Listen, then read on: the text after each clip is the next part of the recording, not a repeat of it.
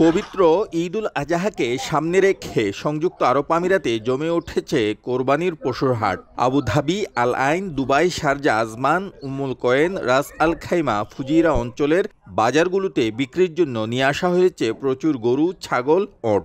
বাড়ছে ক্রেতার সংখ্যাও।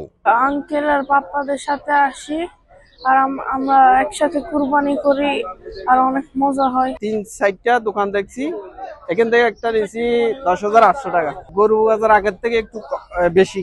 স্থানীয়দের মতো কোরবানির প্রস্তুতি নিচ্ছেন প্রবাসী বাংলাদেশিরাও। হাটগুলোতে তাদের ভিড় চোখে পড়ার মতো।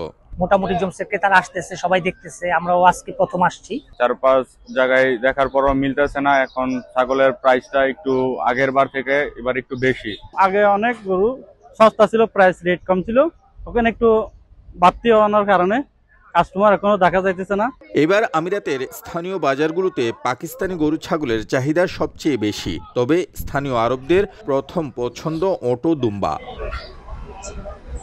ঈদুল আজহার দিন যত ঘনিয়ে আসছে, বাড়ছে পশু কেনাবেচার হিড়িক। পাশাপাশি ছুটির দিনগুলোকে উদযাপনে আলাদা প্রস্তুতি নিয়ে রেখেছে প্রবাসী বাংলাদেশিরা। শিবলাল সাদিক, সময় সংবাদ, সংযুক্ত আরব আমিরাত।